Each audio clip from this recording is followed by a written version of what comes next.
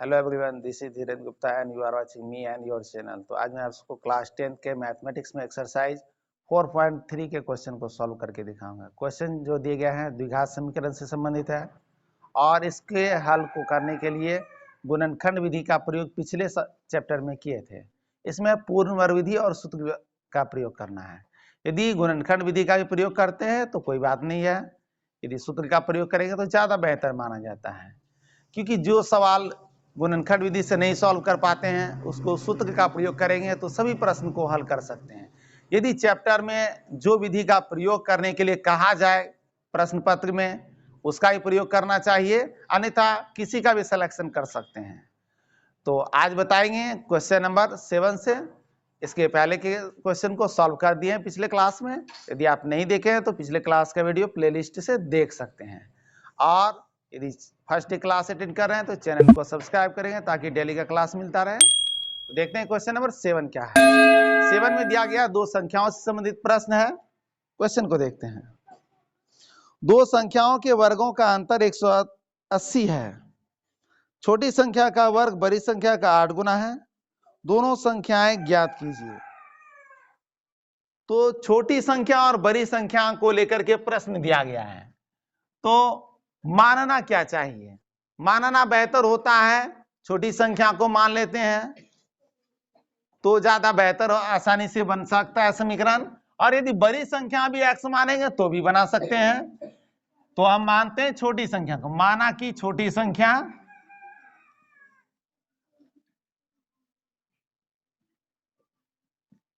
x, ठीक है। अब दोनों संख्याओं का अंतर कितना दिया गया है? 180 है। वर्गों का अंतर है, तो वर्गों का अंतर नहीं बनाना है। छोटी संख्या का वर्ग बड़ी संख्या का 8 गुना है।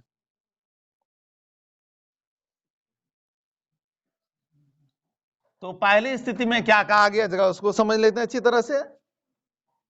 बड़ी संख्या छोटी संख्या में संबंध क्या है? प्रश्न से, प्रश्न में दिया गया छोटी संख्या का वर्ग, कथन में लिखते हैं पहले छोटी संख्या का वर्ग यानी छोटी संख्या का स्क्वायर करेंगे तो क्या है, वह बड़ी संख्या का 8 गुना है। बड़ी संख्या गुना 8। यदि कथन के रूप में ये समझने के लिए लिख दिया है, आगे चल करके इसको लिखने की कोई आवश्यकता नहीं, डायरेक्ट समीकरण बना सकते हैं। छोटी संख्या क्या है? माने हैं एक्स स्क्वायर, तो बड़ी संख्या गुना 8 हो जाएगा। तो 8 से गुना हो रहा है, इधर आके क्या होगा? भाग, इसलिए बड़ी संख्या क्या हो जाएगा? बड़ी संख्या का मान होगा एक्स स्क्वायर बाय 8। निकल गया छोटी बड़ी संख्या। प्रश्न से क्या कहा गया जगह उसको देख लेते हैं। प्रश्न में दिया गया है दो संख्याओं के वर्गों का अंतर 180 है। अब वर्गों का अंतर यानी स्क्वायर करने के बाद ये बड़ी संख्या का स्क्वायर में छोटी संख्या का स्क्वायर घटाएंगे तो आंसर क्या होगा? 180। तो बड़ी संख्या, प्रश्न से, पुनः प्रश्न से ये है बड़ी संख्या का वर्ग, बड़ी संख्या का वर्ग उसमें घटाएंगे छोटी संख्या का वर्ग।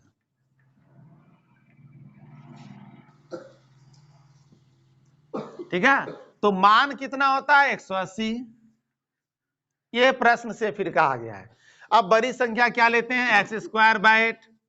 एक्स स्क्वायर बाय 8 इसका स्क्वायर करेंगे, वर्ग का तात्पर्य स्क्वायर करना पड़ेगा, माइनस छोटी संख्या का वर्ग। छोटी संख्या क्या है? एक्स, इसका स्क्वायर करेंगे तो 180 आएगा। इसको सॉल्व करते हैं, ठीक है। अब इसमें क्या करेंगे? एलसीएम लेने से पहले इसका स्क्वायर कर देते हैं। एक्स स्क्वायर है पावर स्क्वायर, तो घातांक पर घातांक होता है, गुना कर देते हैं।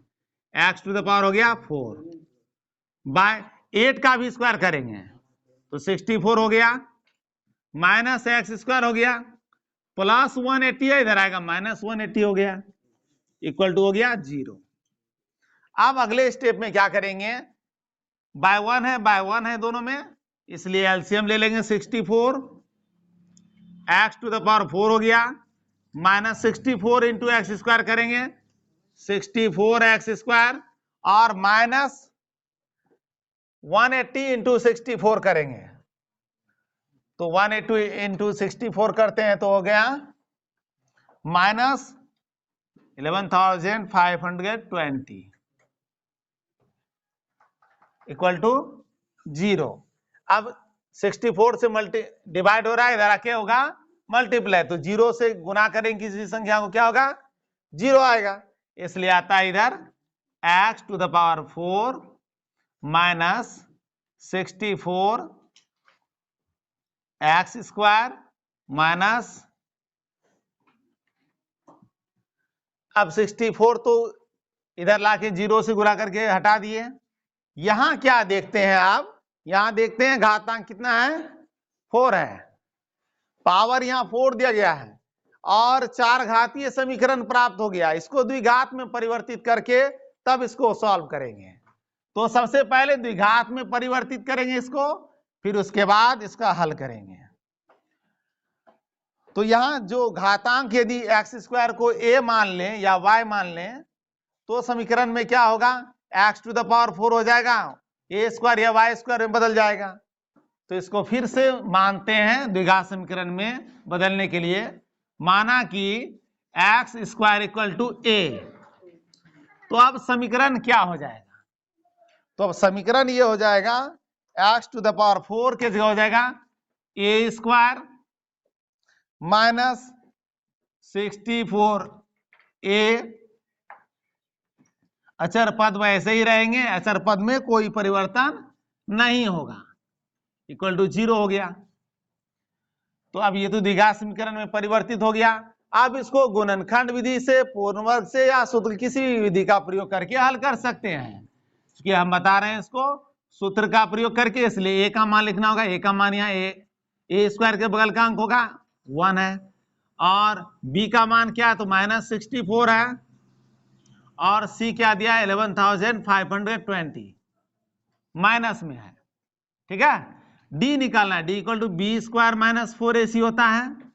अब b का मान देखते हैं, तो b का मान माइनस 64 है, इसका स्क्वायर कर लेंगे माइनस 4 इंटू a का मान 1 है, 1 ले लेते हैं, c है माइनस में इसका मान लिख देते हैं, ठीक है। अब 64 इंटू 64 करना है, माइनस माइनस हो जाएगा प्लस, और होगा 4096, और माइनस माइनस इधर भी प्लस हो गया, और इसका मान क्या हो गया, इसका मान हो गया 4 से गुणा कर लेते हैं, 0 का 0 हो गया, 4 दूना 8 20 0 हो गया, फिर और 4 2 6 4, फिर इस दोनों को जोड़ देते हैं, कितना आता है 50,176। तो इसमें अब इसको हल क्या करना है, x निकाल करके, x equal to minus b plus minus root d by 2a होता है। अब इसमें क्या करेंगे माइनस b, तो b का मान को देखते हैं क्या दिया है, माइनस 64 है, माइनस 64, और यहां फॉर्मूले का माइनस डाल दिए, प्लस माइनस रूट डी है, डी का मान को लिख देते हैं बाय 2a, 2 इंटू ए का मान क्या है तो 1 है, एक 1 कर दिए। नेक्स्ट स्टेप हल करेंगे, माइनस माइनस प्लस हो गया 64 प्लस माइनस, अब इसको विभाजन विधि से ही वर्गमूल ज्ञात करें, क्योंकि इसका पूरा पूरा वर्गमूल ज्ञात होता है, ठीक है। गुणनखंड से ज्ञात करेंगे, बड़ी संख्या है, समय ज्यादा लग जाएगा, इसलिए जब इसका वर्गमूल निकालेंगे तो 2 2 का समूह बना लेंगे और 5 विभाजित करेंगे, 2 दूना 4 आएगा, इसका वर्गमूल होता है 224 बाय 2a, 2 हो गया। नेक्स्ट में आप क्या करते हैं, अल्फा इक्वल टू में प्लस लेते हैं 64 प्लस 224 बाय 2, तो इसको दोनों को जोड़ देते हैं, कितना आता है, बाय 2 करेंगे, 2 से डिवाइड कर देंगे इसको, तो आएगा 144। 144 का वर्गमूल जानते हैं सभी अच्छी तरह से, 12 होता है। अल्फा निकल गया तथा बीटा निकाल लेते हैं। बीटा का मान देखते हैं क्या आता है, तो 64 माइनस 224 बाय 2, तो माइनस क्या आएगा, माइनस आएगा 0 और 160 बाय 2 डिवाइड करेंगे, क्या आएगा, माइनस 80। माइनस का मान तो होगा नहीं क्योंकि संख्याएं हैं धनात्मक, इसलिए इसमें लिख देते हैं असंभव। अब आगे बढ़ते हैं। अब क्या करना पड़ेगा, इस अल्फा और बीटा में से बीटा का तो मान तो हो गया, कैंसिल हो गया, अल्फा का मान आया है 144, तो 144 आया है। क्या यही इसका हल होगा, नहीं, इसका हल ये नहीं होगा, क्योंकि यहां देख लेते हैं एक्स स्क्वायर इक्वल टू ए मान के ये द्विघात समीकरण बनाए हैं। तो यहां जो ये मान है अल्फा का मान, ये ए का मान है, एक्स का मान नहीं है, इसे एक्स का मान नहीं है बल्कि एक्स स्क्वायर का मान है। अब इसको हल करेंगे एक्स स्क्वायर इक्वल टू 144 लेकर के।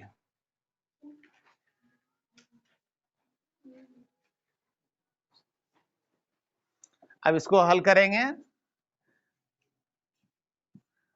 एक्स स्क्वायर इक्वल टू ए माने थे और इसका मान आया 144, देयरफॉर कर देंगे एक्स इक्वल टू क्या होगा, स्क्वायर का उल्टा होता है ओवर रूट, ओवर रूट हो जाएगा 144, प्लस माइनस हो जाएगा, तो प्लस माइनस 144 का वर्गमूल क्या होता है 12, गुणनखंड से भी बना सकते हैं 15। माइनस वाले मान को नहीं लेंगे बल्कि प्लस का मान लेंगे, तो एक्स का प्लस मान में आएगा 12, छोटी संख्या क्या हो गया अतः छोटी संख्या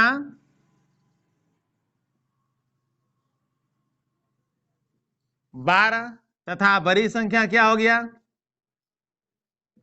बड़ी संख्या हो गया इसका, यहां देखें बड़ी संख्या ये जो दिया गया एक्स स्क्वायर बाय 8, इसमें मान रखना है, तो 12 का एक्स स्क्वायर बाय 8 था, लिख देते हैं एक्स स्क्वायर बाय 8 समझने के लिए, तो 12 का स्क्वायर कर देंगे बटे 8 करेंगे, तो यहां देख लें 12 का स्क्वायर करेंगे 144 आ गया, बटे 8 करेंगे, 8 से कटा देते हैं, तो 8 एकम 8, 8 8 64, तो हो गया 18। यही जो 12 और 18 आया ये आंसर हो गया, छोटी और बड़ी संख्या है। अतः ये जो छोटी संख्या क्या हो गया, छोटी संख्या हो गया 12 और बड़ी संख्या 18, ये दोनों आंसर हो गए नंबर क्वेश्चन 7 के।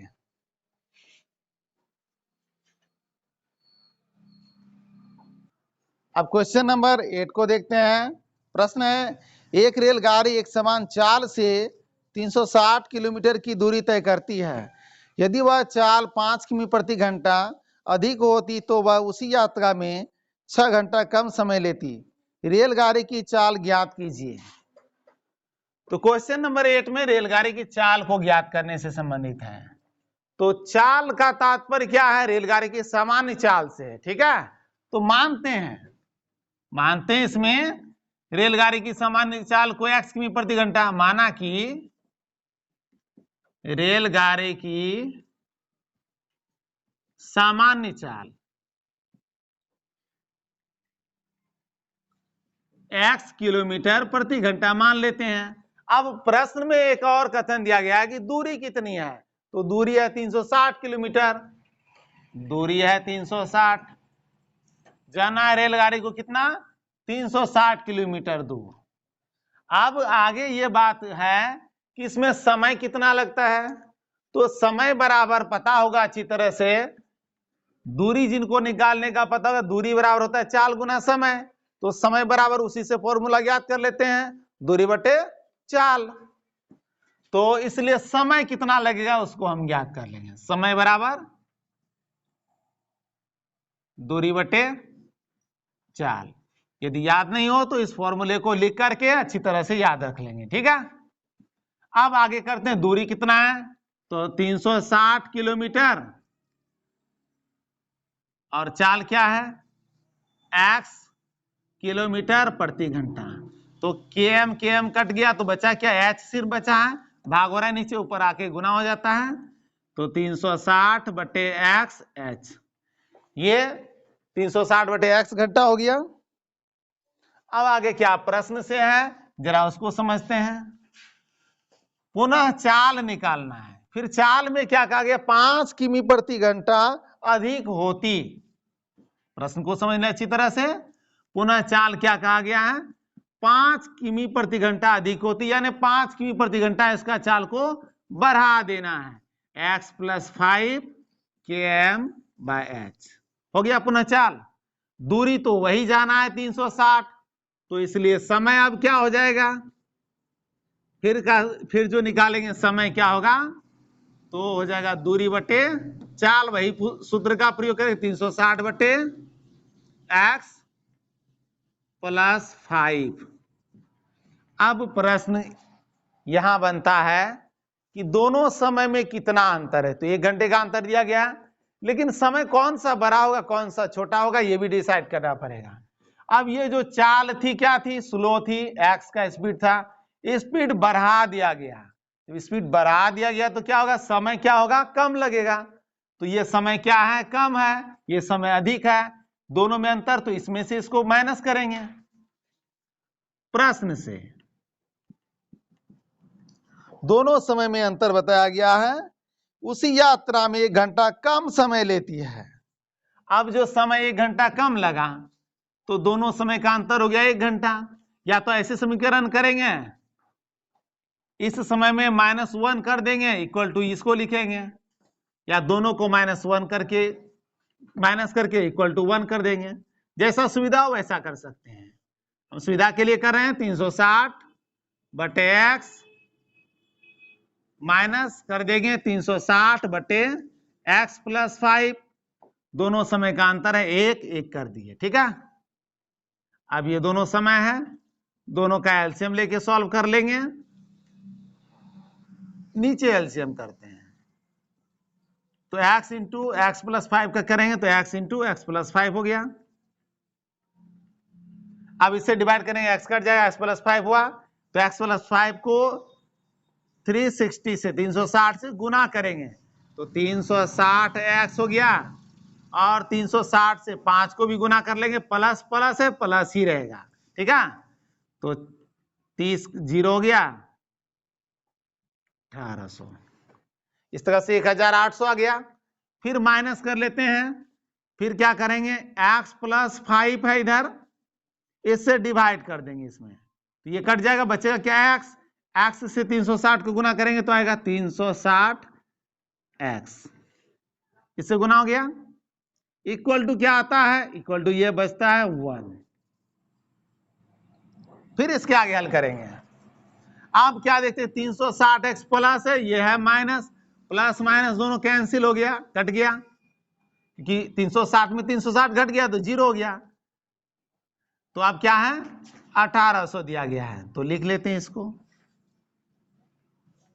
और इसके बाद नीचे क्या है, तो नीचे का भी मल्टीप्लाई कर लेते हैं, x × x करते हैं, x² आ गया, x × 5 के प्लस 5x आ गया, इक्वल टू 1 है। ये भाग हो रहा है पूरा पद से, पूरा पद इधर आएगा तो गुना हो जाएगा, तो इसको ऐसे लिख सकते हैं,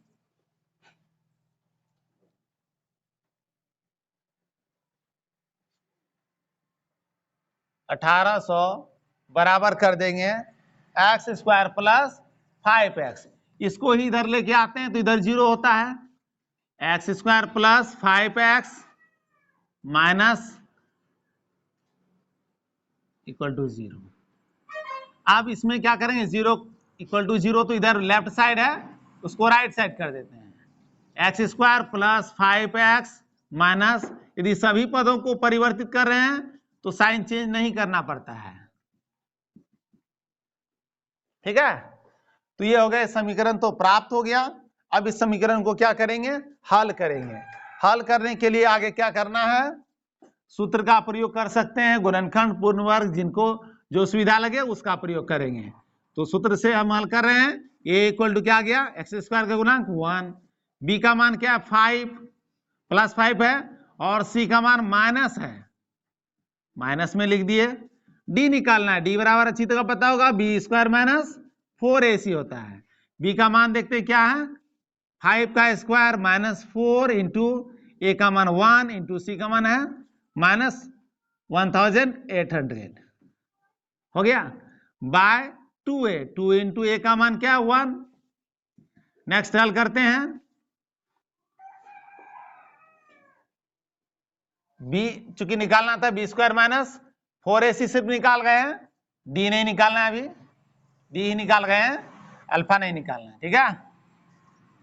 आगे हल करते हैं, तो बी स्क्वायर 5 स्क्वायर का मान क्या होगा 25, और माइनस माइनस क्या हो गया प्लस 4 से कर देंगे मल्टीप्लाई,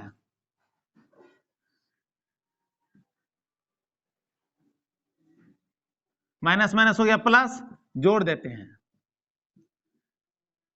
7225। अब इसका वर्गमूल क्या होता है, यदि पता होगा 5 जिसके इकाई अंक में होता है तो उसका वर्गमूल निकालने का तरीका है 72 का करने के 8 गुना 9 होता है 72, तो इसलिए हो गया 85 इसका वर्गमूल होगा।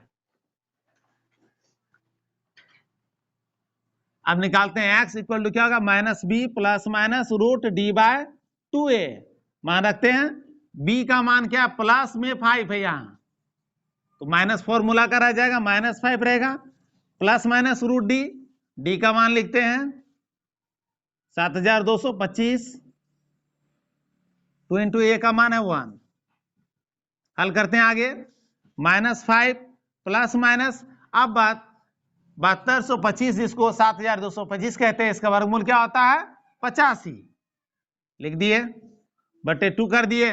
अल्फा में क्या करेंगे, इसका प्लस वाला मान लेते हैं, तो माइनस 5 प्लस 85 बाय 2, तो 85 में से 5 घटा देते हैं 80 बटे 2 बराबर हो गया 40, तथा अब बीटा का मान लेते हैं, तो बीटा इक्वल टू क्या हो जाएगा, माइनस लेंगे इसमें माइनस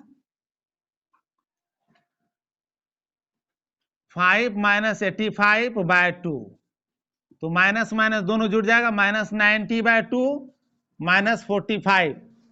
अच्छी तरह पता होगा रेलगाड़ी की चाल माइनस में हो नहीं सकती है, इसलिए होगा असंभव, अर्थात आंसर क्या हो गया 40 किमी प्रति घंटा आंसर होगा, क्योंकि x का ही मान निकालना था, यहाँ चाल ही निकालना था, अतः करके लिखना हो तो लिख सकते हैं। अतः रेलगाड़ी की चाल, अतः रेलगाड़ी की चाल, चाल का तात्पर्य सामान्य चाल से है, बराबर 40 किलोमीटर प्रति घंटा, ये हो गया इसका आंसर, ठीक है। ये क्वेश्चन नंबर 8।